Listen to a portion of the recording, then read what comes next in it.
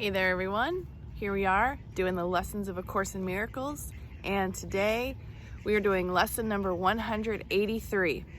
I call upon God's name and on my own. God's name is holy, but no holier than yours. To call upon his name is but to call upon your own. A father gives his son his name and thus identifies the son with him.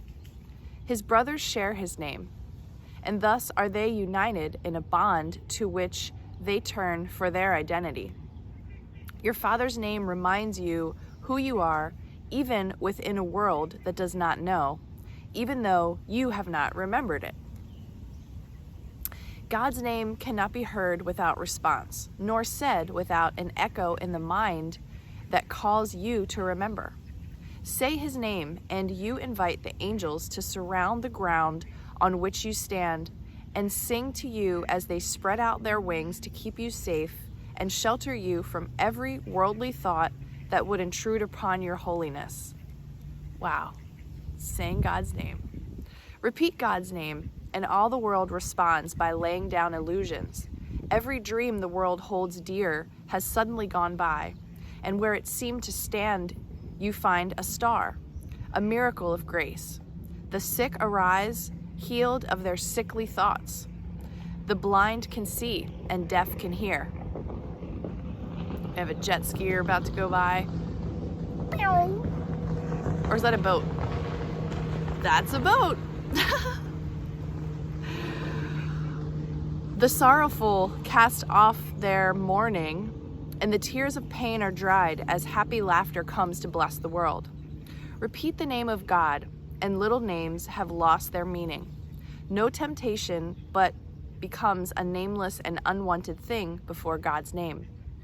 Repeat his name and see how easily you will forget the names of all the gods you valued. They have lost the name of God you gave them. They become anonymous and valueless to you. Although before you let the name of God replace their little names, you stood before them worshipfully, naming them as gods. Okay, that's a good thing to recognize. Okay.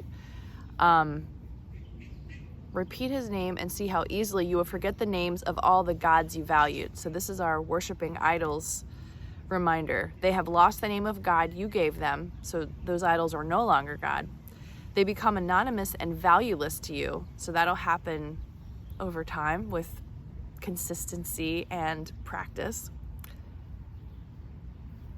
They become anonymous and valueless to you, although before you let the name of God replace their little names, you stood before them worshipfully, naming them as gods. All right, so we should have an awareness of those things that we replace God with. Repeat the name of God and call upon yourself, whose name is his. Repeat his name, and all the tiny, nameless things on the earth slip into right perspective. Good. Those who call upon the name of God cannot mistake the nameless for the name, nor sin for grace, nor bodies for the Holy Son of God. And should you join a brother as you sit with him in silence and repeat God's name along with him within your quiet mind, you have established there an altar which reaches to God himself and to his Son. Practice but this today. Oh, this is an easy day. Repeat God's name slowly again and still again. Become oblivious to every name but his. Hear nothing else. Let all your thoughts become anchored on this. No other word we use except at the beginning when we say today's idea but once. And then God's name becomes your only thought, our only word, the only thing that occupies our minds, the only wish we have, the only sound with any meaning, and the only name of everything that we desire to see, of everything that we would call our own. Thus do we give an invitation which can never be refused, and God will come and answer it himself. Think not he hears the little prayers of those who call on him with names of idols cherished by the world. They cannot reach him thus. He cannot hear requests that he be not himself, or that his Son receive another name than his. Repeat God's name, and you acknowledge him as sole creator of reality. And you acknowledge also that his Son is part of him, creating in his name. Sit silently and let his name become the all-encompassing idea that holds your mind completely. Let all thoughts be still except this one. And to all other thoughts respond with this, and see God's name replace the 1,000 little names you gave your thoughts, not realizing that there is one name for all there is and all that there will be. Today, you can achieve a state in which you will experience the world the same release you found. Today, you can achieve a state in which you will experience the gift of grace. You can escape all bondage of the world and give the world the same release you found. You can remember what the world forgot and offer it your own remembering. You can accept today that part you play in its salvation and your own as well. And both can be accomplished perfectly. Turn to the name of God for your release, and it is given you. No prayer but this is necessary, for it holds them all within it. Words are insignificant, and all requests unneeded when God's Son calls on his Father's name. His Father's thoughts become his own. He makes his claim to all his Father gave, is still giving, and will forever give. He calls on him to let all things he thought he made be nameless now, and in their place the holy name of God becomes his judgment of their worthlessness. All little things are silent. Little sounds are soundless now. The little things of earth have disappeared. The universe consists of nothing but the Son of God, who calls upon his Father, and his Father's voice gives answer in his Father's holy name. In this eternal, still relationship in which communication far transcends all words and yet exceeds in depth and height in whatever words could possibly convey, is peace eternal. In our Father's name, we would experience this peace today, and in his name it shall be given us. I did not read ahead. I'm doing my lesson with you guys this morning, so this is a great one. I call upon God's name and on my own. Let's see what a year of forgiveness has to say about lesson number 182. You are blessed beings indeed. I am that one you know is Jesus. Lesson 183. Why don't I just do the right lesson? I call on God's name and on my own. You are blessed beings indeed. I am that one you know is Jesus. This sounds a little crazy, does it not? That all you have to do is use God's name and call on him to come to you? There is a highway of sorts between you and the Father. It is through this prayer or incantation that you connect directly to all that is. You are saying, in speaking this word over and over again throughout the day and all of your activities, I may be doing the dishes, I may be cooking dinner, or I may be inputting computer information, but my mind is elsewhere. My heart is elsewhere. My home is elsewhere. And I call on you, God, to bring me the peace that surpasses all understanding. It will happen, especially if you use this word when you are troubled or when you come across one of your triggers in the day. Do not descend into hell, into the battleground, but rise through this high-frequency word to that place of connection with the Divine Father.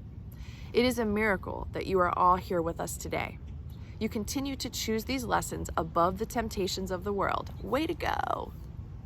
Each of you has begun to feel considerable differences in your normal state of being, in your normal state of thought. You are now almost halfway through this journey, and you have started reaping the rewards of your dedication. Just as somebody who goes to the gym for 6 months sees an undeniable transformation, so do you. And dear ones, this is just the beginning of the reclamation of your heart, mind, and connection to the Father.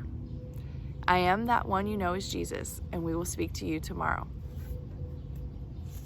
Okay, everyone, so today's an easy practice day. I call on God's name and on my own. That sounds really good.